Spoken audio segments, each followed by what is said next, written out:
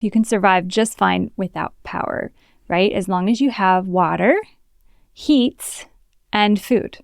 Those are the three basic necessities essential for human existence. And electricity is not one of them. But the trouble comes in when you are dependent upon electricity in order to get one of those basic necessities of life.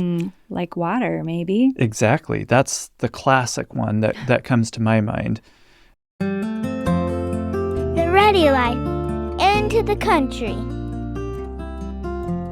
Welcome to the Ready Life podcast. My name is Lisa. And I'm Nick Meisner.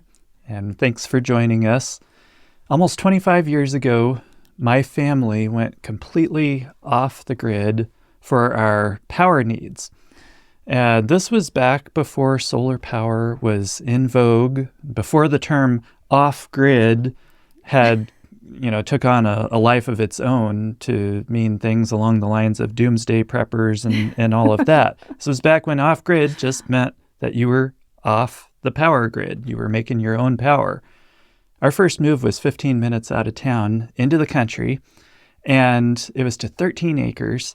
And when we were cutting the driveway in and getting everything set up, we needed to work with an engineer from the power company to get our power poles set strategically and in the right spot and everything. And so he helped us get all that set up.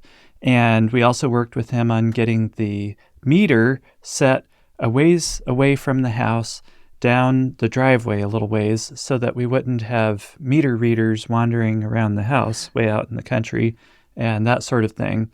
And we set up a gate on the driveway after we got the house built and everything, because we didn't want unwanted traffic wandering in and all that sort of thing. But we learned that the power company required us to have a lock of theirs on our gate. They said, if you're going to have a closed gate, then you have to include our lock. So we'd use their lock and then our lock and lock those two together so that either one of those locks could open the gate. That was interesting news to me. That was kind of unsettling, honestly. They had that for, reasonable reasons, because they needed to be able to maintain the power lines and also read your meter and stuff like that. But anyhow, a year later, after we finished the house and we'd moved in and everything, I remember one morning when we were in the house and we saw this truck drive up. And it was like, we must have forgotten to close the gate. So we went out, and what do you know? It was good old Otha driving in, looking all around. And so we went out and asked him, Otha, what you doing? What are you doing back here? And he said, I'm checking the insulators for dry rot. Dry rot? This was less than a year old, and these were porcelain insulators. Last time I checked, porcelain doesn't dry rot. Anyhow, I think he was feeding us a line. He was just a nosy person, and he was used to being able to go anywhere he wanted to, because that's what happens with the power line easements. They have a legal easement to go wherever those power lines run. They can go anytime they want to. And we already knew about blackouts and how off-grid power systems could provide energy independence and things like that. But I think that this experience hammered home a new dimension that we had not thought of before, and it kind of sealed the deal for us about going off the grid. It was the last straw for us. And from that point on, we were convinced we wanted to pull the plug for good and go completely off the grid with no tether to the power company. And one thing I should say is this word off-grid. When we use it, we're not talking about outhouses and oil lamps and rustic living and things like that. It just means making your own power instead of buying it from the power company. And that's what we do. And we're big advocates of off-grid solar power. That's how we live, and we love it. And we have no interest in ever going back on the grid again. But today, we want to take a hard look at the reasons why going off the grid may not be for you and why it might be a perfect fit. Yeah, that's right. And privacy is one good reason for why you might want to be off the grid. That's right. Because if you have no power utility in your business, there's no potential for a utility worker, or at least a power company worker, to be entering your property whenever they want to. And there's no monitoring your power usage or even controlling your smart appliances. Did you know, have you heard about in multiple places, this isn't just one power company in one area where this is happening, but all over the place, power companies are starting to have programs where they can take over your heating and air conditioning system and adjust the thermostat in your house depending upon the power consumption at the time. Yikes. Yeah. That's scary. It's creepy. It is creepy. You're cold and you turn the thermostat up and then down it goes back again. Down. I've seen numerous news reports of that, and that is, weird. Well, that makes me think of another reason why you might want to go off the grid. One reason we wanted to go off the grid was for independence, Right. Absolutely. Power, however, is not a basic necessity of life. And that's something that we need to point out. True. You can survive just fine without power, right? As long as you have water, heat, and food. Those are the three basic necessities essential for human existence. And electricity is not one of them. But the trouble comes in when you are dependent upon electricity in order to get one of those basic necessities of life. Like water, maybe. Exactly. That's the classic one that comes to my mind. And, so this is something that you got to think about. You got to think deeper than just, we could live without power. Well, think about what it would actually look like to live without power. Yeah. And if you're not sure, then go and flip your breaker off, your main breaker in the house for a few days and see what stops working. Or wait till the next power outage. Yeah, there you go. Another thing that comes to my mind is that the power grid can be fragile at times. And do you really want to be dependent upon it for your basic necessities of life? And so, like you mentioned, water is a very common one. If you've ever been through a power outage in a house with a well, then you know how that works. When I was a kid, I remember my mom going into the bathroom and plugging up the tub and filling it up full of water so that way we would at least have some water when the power went out, if there was a storm coming through or something. Right. So, water is kind of a bit of a problem if you're relying upon electricity. Right. So everybody should have a hand pump, but I don't know about you, I'd rather have running water in the house. Me too. Well, another basic necessity of life besides water is heat. And a vast majority of homes are dependent on electricity to some degree for heat. So you don't have any power, you don't have any heat. Over 150 people died of hypothermia during the 2021 Texas grid down event.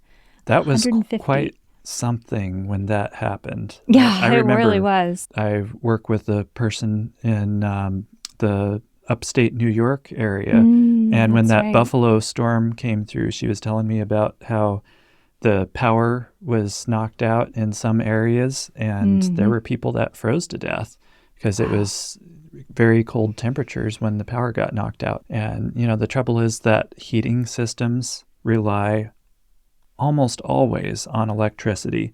The only situations that might be a little different are some wood stoves, and we'll talk about that in a minute. But even pellet stoves, not all, but most pellet stoves require some electricity. So you'd be surprised how much stuff depends on electricity. It's crazy. It is crazy. Yeah.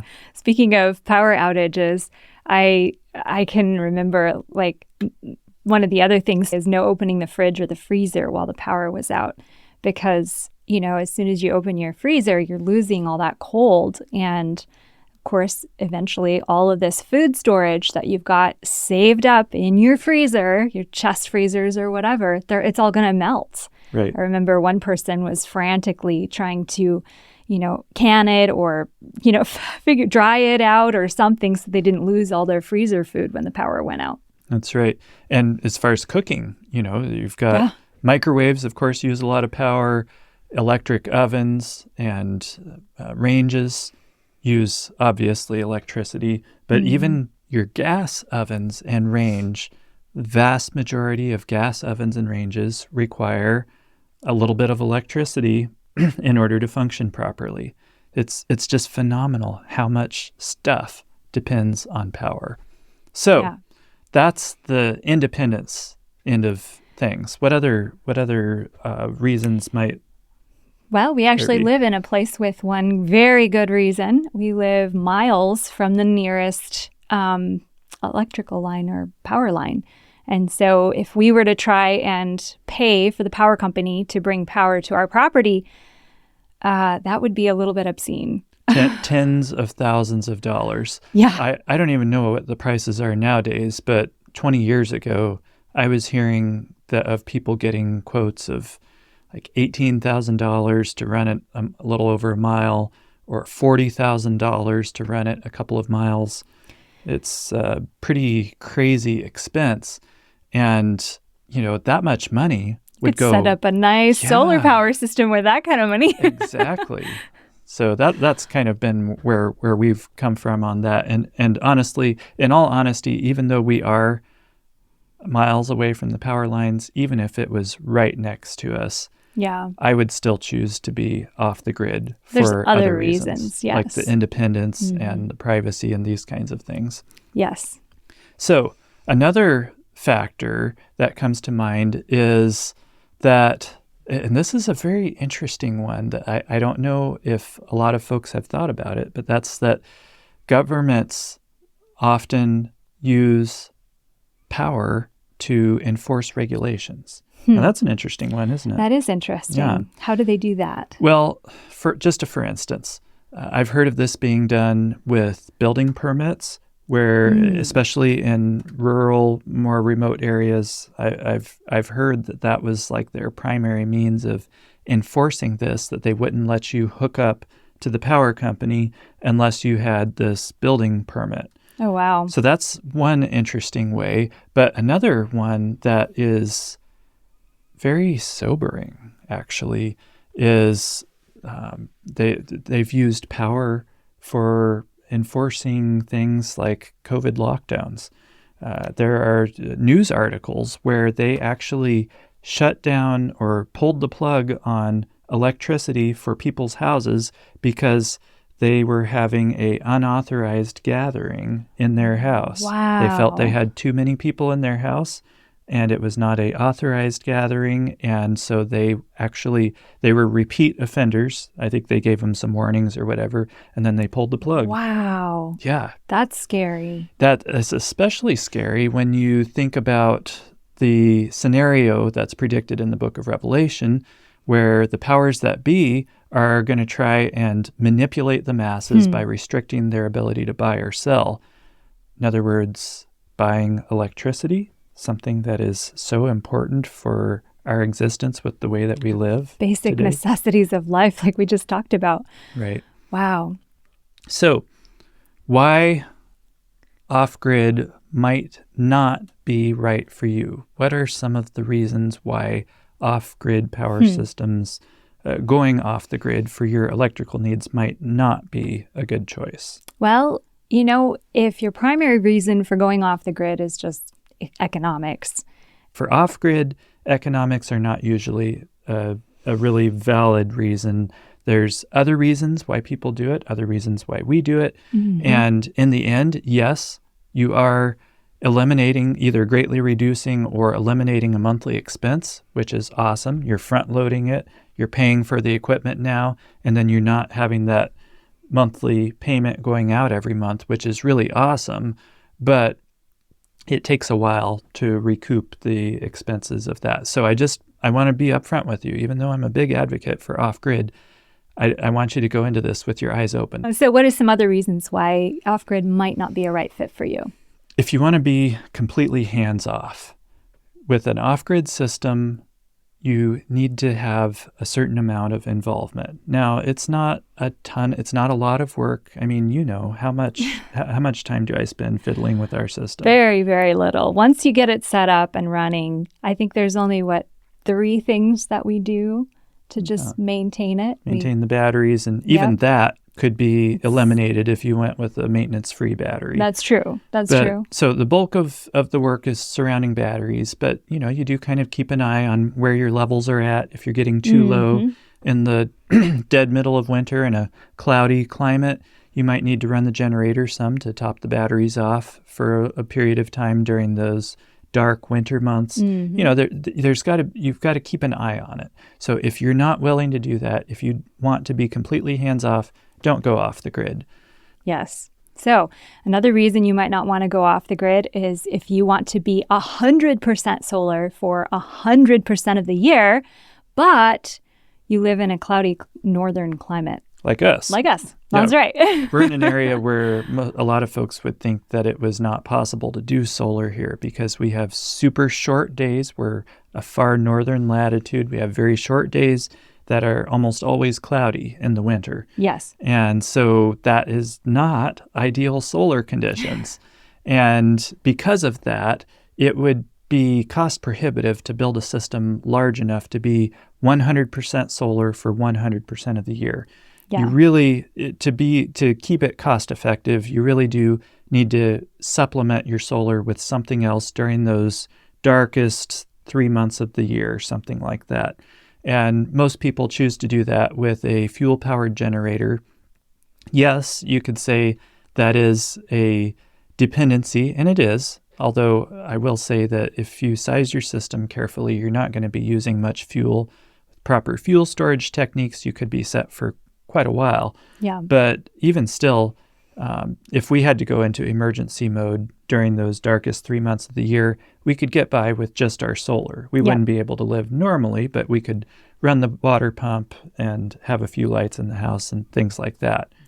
So another reason might be if the only thing you're concerned about is an occasional short-term power outage. Because with that, if that's the only reason why you'd want to go off the grid, it's a lot of work just to get it set up, just to go off the grid when a simple backup generator could solve that if that was your reason why you want to go off the grid. And in that situation, you'd want to make sure that you have plenty of fuel, use a good fuel stabilizer. We'll talk about that in the future. Yes. And I've stabilized fuel for like 7 years and it worked just fine. But you got to do that right, have plenty of fuel, and exercise your generator regularly and maintain it regularly. But if you do that and all you're concerned about is the short term, that's the way to go. Yeah, for sure. And have an electrician hook up a transfer switch properly to your house. So what's another reason why we would not recommend going off the grid? I wouldn't say that this would be a reason to not go off the grid, but it would be a reason why you might not need to. And that is if your basic necessities of life, like water, heat, and food, if those, with your current setup, do not require any electricity whatsoever. If you could do without electricity and still be able to function just fine for your basic necessities of life, then in that situation, maybe going off the grid isn't worth it to you because you could just cruise right along. Just what am I talking about? So let's just take water, for instance. The only water option that I'm aware of where you could truly, have running water in your house without any electricity is a gravity flow system where you have coming from either a spring or a creek or some sort of surface water that is uphill from your house and gravity flows down to your house, no pumps involved, and that sort of thing. And, we'll talk about water systems another time, but that would be the perfect situation. Most people don't have that. It's very few properties have the potential for that kind of a system. But if you can, that's awesome. What about heat? Well, if you heat with a wood stove or a fuel oil stove, Or you have an indoor propane heater with no electricity required, because a lot of propane heaters even require some electricity. Vast majority do. Yeah. So if you have a propane heater that doesn't require electricity, then, or you heat with wood. Or a fuel oil stove. Some of those, a lot, I think, require electricity, but there are some that are non-electric. Yeah. So in that case, then you wouldn't need an off-grid power system to stay warm. Right. And as far as food goes, for non-electric options for cooking, that sort of thing, the vast majority of your even propane and natural gas ovens and ranges still require electricity to some extent. Even though it's not a lot, it's the ignition mechanism or the glow bar in the oven, and they will not work properly without electricity. It is possible, rare, but possible to find some that will. If you happen to have one like that, awesome. Or a wood cook stove could be an alternative cooking option. Yes. Well, are there any other reasons you can think of? I think that pretty much sums it up. Like I said, I'm a big advocate for it, but I want you to go into it with your eyes open so that you have a good experience, and we're going to help you to do that. So stick with us. So I think we've got our question of the week now, don't we? Oh, yes, we do. Okay, what is it? Somebody named Lynn wrote in, we have gotten estimates from $35,000 or $25,000 after the government rebate, up to $65,000 for installing an on-grid solar at our house. And if we want to go completely off-grid, it costs an additional $10,000 to do that, depending on the size of the system. I don't know if there are any more government tax incentives these days, and I just don't know if it's worth it or if it ever will be. We just don't have that kind of money. That is such a common trend that we have for so many years seen coming in. Folks getting quotes like that. I've heard on up to, I think, $80,000. Yeah, I remember one lady wrote in with $80,000 right. quote. It was like, I'll never be able to afford a solar system. Right. So, and she's off the grid today now, actually. Really? She does live off the grid now. No way. Yep. Wow. The one who wrote in about an $80,000 quote that she got. I hope she didn't go with that one. No, she did not. Okay, good. She did it. We gave her lots of tips and pointers, and she did it very economically. Excellent. Very good. Well, that's one of the things that we really enjoy doing. But I do have a few things that I want to say about this, and that is, like I said, you can spend that much for sure, but you don't have to spend that much. That is the key takeaway here. For many years, we've been teaching folks how to get set up with a good off-grid solar system for a reasonable price. And you can do it too. And I don't have time on this particular episode to fill you in on all the details of how, but I'll just whet your appetite just a little bit with the number one most impactful thing that you can do to reduce the cost of an off-grid solar system, and that would be energy efficiency. Mm-hmm. If you use less power, your system is going to cost less. I mean, it just stands to reason. Now, what does this not mean?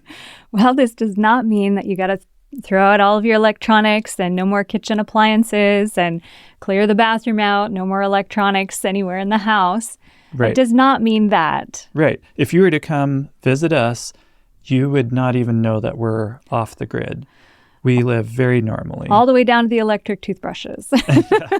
You've got all the appliances in your kitchen, and we've got a office, high-tech office, and all of this stuff. We even have a infrared sauna, and all the stuff that you're used to using, you can do off the grid as a general rule. It boils down to being very careful with your choice of appliances. It doesn't mean doing without. It means choosing carefully. So, like I said, we're going to tell you about that in the future. We're going to show you how you do this. More to come on that. But get this. we live, even though we're living very normally, we use roughly 10 to 15% of the power that a typical American household uses. And that is our number one biggest way for how we win with getting the cost of a off-grid system down. So yes, you can do it. And, I know folks are often wanting to hear numbers. I can't say positively for sure right now what the cost would be of our system, because with all of the crazy inflation and prices skyrocketing and everything, I don't know. But I have done a little bit of spot checking, and I haven't noticed massive increases so far.